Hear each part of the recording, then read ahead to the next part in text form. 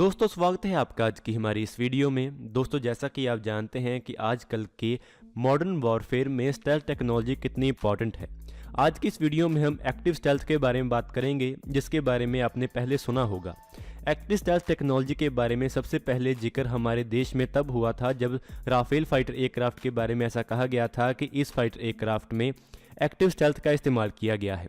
लेकिन इस बात को लेकर कोई भी कंफर्मेशन नहीं थी कि हमारे रफाल एयरक्राफ्ट में ये इस टेक्नोलॉजी का इस्तेमाल किया भी किया है या नहीं।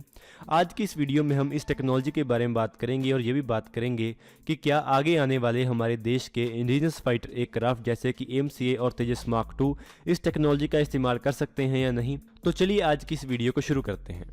दोस्तों अभी तक जो 5th जनरेशन फाइटर एयरक्राफ्ट बनाए गए हैं जैसे कि F-22 रैप्टर और सुखोई 57, ऐसे एयरक्राफ्ट में पैसिव स्टेल्थ का इस्तेमाल किया जाता है। पैसिव स्टेल्थ का मतलब ये है कि उस एयरक्राफ्ट को बनाने के लिए उसके डिज़ाइन को ही ऐसे बनाया जाता है कि उस एयरक्राफ्ट का रडार क्रॉस सेक्शन काफ़ी कम हो और इसके साथ ही उसमें ऐसे रडार अब्जॉर्बेंट मटेरियल्स का इस्तेमाल किया जाता है जिससे वो रडार वेव्स को सोख ले और उसका रडार क्रॉस सेक्शन काफ़ी कम हो जाए। लेकिन जो एक्टिव स्टेल्थ होती है उसमें ऐसा कुछ भी नहीं किया जाता है। उसमें कुछ ऐसी टेक्निक्स का इस्तेमाल किया जाता है जिससे उस एयरक्राफ्ट का रडार क्रॉस सेक्शन कम करने की कोशिश की जाती है। लेकिन ऐसी टेक्निक्स सिर्फ कुछ ही समय के लिए काम करते हैं और वो लंबे समय तक एयरक्राफ्ट का रडार क्रॉस सेक्शन कम नहीं कर सकते हैं। ऐसी टेक्निक्स के ऊपर रिसर्च 1960 से ही शुरू हो गई थी, लेकिन अभी तक कोई भी ऐसा कॉन्क्रीट एविडेंस अवेलेबल नहीं है कि इन टेक्निक्स को प्रैक्टिकली यूज़ किया गया है और किसी वॉर जोन में इस्तेमाल किया गया है। अभी राफेल फाइटर एयरक्राफ्ट में ही ऐसी न्यूज़ थी कि इस एयरक्राफ्ट के स्पेक्ट्रा इलेक्ट्रॉनिक वॉरफेयर सिस्टम में एक्टिव रडार कैंसलेशन का इस्तेमाल किया गया है, जिससे वो अपने रडार क्रॉस सेक्शन को कुछ समय के लिए बहुत कम कर सकता है और रडार से डिसअपीयर हो सकता है। दोस्तों एक्टिव स्टेल्थ को बहुत सारे तरीकों से अचीव किया जा सकता है। ऐसी दो टेक्निक्स हैं जिसके इस्तेमाल से एक्टिव स्टेल्थ को अचीव किया जा सकता है। एक है प्लाज्मा स्टेल्थ और एक है active radar cancellation. Plasma stealth में एक क्राफ्ट में आयोनाइज्ड गैसेस यानी कि प्लाज्मा का इस्तेमाल किया जाता है। प्लाज्मा आयोनाइज्ड गैसेस होती हैं और जो RF सिग्नल्स जो रडार से निकलते हैं वो नॉन आयोनाइजिंग होते हैं। इस टेक्निक में ऐसी रिसर्च की गई थी कि प्लाज्मा यानी कि आयोनाइज्ड गैसेस का इस्तेमाल एक क्राफ्ट के रडार क्रॉस सेक्शन को कम करने के लिए कैसे किया जा सकता है। इसमें ऐसी रिसर्च की गई थी कि इलेक्ट्रोमैग्नेटिक रेडिएशन और आयोनाइज्ड गैसेस कैसे इंटरेक्ट करते हैं, जिसके इस्तेमाल के ऊपर बहुत सारी रिसर्च की गई थी। ऐसे दावे किए गए थे कि अमेरिका का B-2 स्टेल्थ बॉम्बर भी ऐसी टेक्नोलॉजी का इस्तेमाल करता है और उनके बहुत सारे स्पाई प्लेन्स भी ऐसी टेक्नोलॉजीज का इस्तेमाल करते रहे हैं। इस टेक्निक में बहुत सारे मेथड्स का इस्तेमाल किया जाता है जिससे एक क्राफ्ट के अराउंड एक प्लाज्मा गैसेस का एक क्लाउड तैयार कर दिया जाता है या एक लेयर तैयार कर दी जाती है जो कि जहाँ तो रडार वेव्स को डिफ्लेक्ट कर सकता है या उनको अब्जॉर्ब कर सकता है, जिससे वो रडार से बिल्कुल डिसअपीयर हो सकते हैं। ऐसी जानकारी है कि रशिया की जिरकॉन मिसाइल इसी प्लाज्मा स्टेल्थ टेक्नोलॉजी का इस्तेमाल करती है।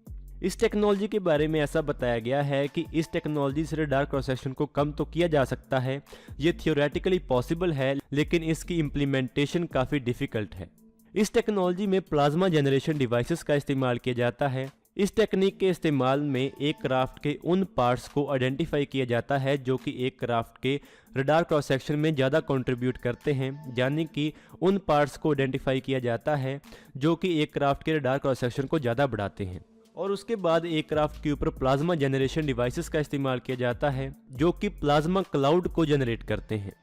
इस सिस्टम का इस्तेमाल तब किया जाता है जब आप रडार से डिसअपीयर होना चाहें, तब एयरक्राफ्ट ऐसे सिस्टम्स को एक्टिवेट कर देगा जिससे एक प्लाज्मा क्लाउड जनरेट होगा जो कि RF सिग्नल्स को अब्जॉर्ब कर लेगा और उसी वक्त एयरक्राफ्ट के रडार क्रॉस सेक्शन को ज़ीरो कर देगा।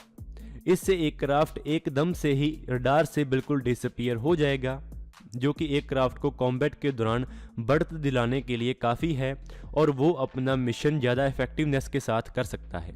लेकिन इस टेक्नोलॉजी के साथ भी काफ़ी लिमिटेशंस हैं। इसके बारे में ऐसी जानकारी है कि इस टेक्नोलॉजी के इस्तेमाल के लिए ज़्यादा पावर की ज़रूरत है और जो प्लाज्मा जनरेशन डिवाइसेस हैं उनको छोटा बनाने में काफ़ी डिफ़िकल्टी आती है।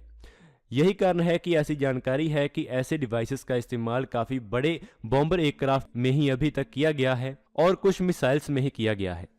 इसके बाद आती है एक्टिव रडार कैंसलेशन टेक्नोलॉजी। इस टेक्नोलॉजी के बारे में ऐसा दावा है कि इस टेक्नोलॉजी का इस्तेमाल हमारे राफेल एयरक्राफ्ट में किया गया है। उसका जो स्पेक्ट्रा इलेक्ट्रॉनिक वारफेयर स्वीट है वो इस टेक्नोलॉजी का इस्तेमाल करता है, ऐसा दावा किया गया है। एक्टिव कैंसिलेशन एक थ्योरेटिकल मिलिट्री जैमिंग सिस्टम है जिसमें उसकी तरफ आने वाली रडार सिग्नल को सैंपल किया जाता है, उसे एनालाइज किया जाता है और उसको बाद में रिटर्न किया जाता है, लेकिन उसको थोड़ा सा आउट ऑफ फेस कर दिया जाता है जिससे वो सिग्नल कैंसिल हो जाता है। जाने की जो रडार वेव्स एयरक्राफ्ट की तरफ आएंगी उसको एनालाइज किया जाता है और उसके बाद ऐसी वेव्स को ट्रांसमिट किया जाता है जो कि उस वेव को मैच कर रही हों और वो रिफ्लेक्टेड वेव को कैंसिल कर देती हैं। इससे एक्टिव कैंसिलेशन अचीव कर ली जाती है जिससे कुछ समय तक एयरक्राफ्ट के रडार क्रॉस सेक्शन को बहुत कम किया जा सकता है। इस टेक्निक के पीछे बेसिक आइडिया ये है कि ऐसी वेव्स को प्रोड्यूस किया जाए जो कि एक रडार टारगेट की स्कैटरिंग एको को काफ़ी रिड्यूस कर दें जिससे वो टारगेट रडार सिस्टम में बिल्कुल इनविजिबल हो जाएं। इस टेक्निक का इस्तेमाल डिफरेंट फ्रीक्वेंसी बैंड्स में किया जा सकता है और इसे रडार वेव सिग्नल के पैरामीटर्स के हिसाब से एडजस्ट भी किया जा सकता है।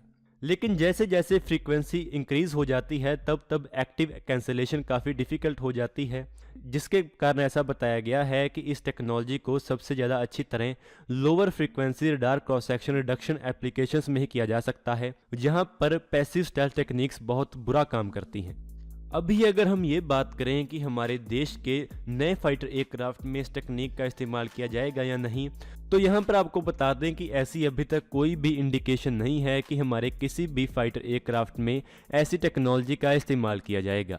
ऐसा जरूर बताया गया है कि हमारे DRDO ने प्लाज्मा स्टेल्थ के ऊपर बहुत लंबे समय से रिसर्च की है और वो शायद इस टेक्नोलॉजी को लेकर काफ़ी एडवांस स्टेजेस पर हों, लेकिन ऐसी कोई भी इंडिकेशन नहीं है कि हमारे किसी एयरक्राफ्ट में इस टेक्निक का इस्तेमाल किया जाएगा। एक्टिव रडार कैंसलेशन टेक्निक के ऊपर शायद रिसर्च की जा रही हो, लेकिन उसके बारे में भी कोई कंफर्मेशन अवेलेबल नहीं है। तो अभी तक ये कहना बिल्कुल सही नहीं होगा कि हमारे एयरक्राफ्ट में इस टेक्नोलॉजी का इस्तेमाल किया जाएगा, लेकिन ऐसा पॉसिबल ज़रूर है कि इन फ्यूचर हमारे एयरक्राफ्ट ऐसी टेक्नोलॉजी का इस्तेमाल करेंगे जिससे उनकी परफॉर्मेंस काफ़ी इंक्रीज़ होगी। तो दोस्तों, आज की इस वीडियो में इतना ही। अगर आपको ये वीडियो अच्छी लगे तो आप इसको जरूर लाइक और शेयर करें। Thanks for watching this video. जय हिंद, जय भारत।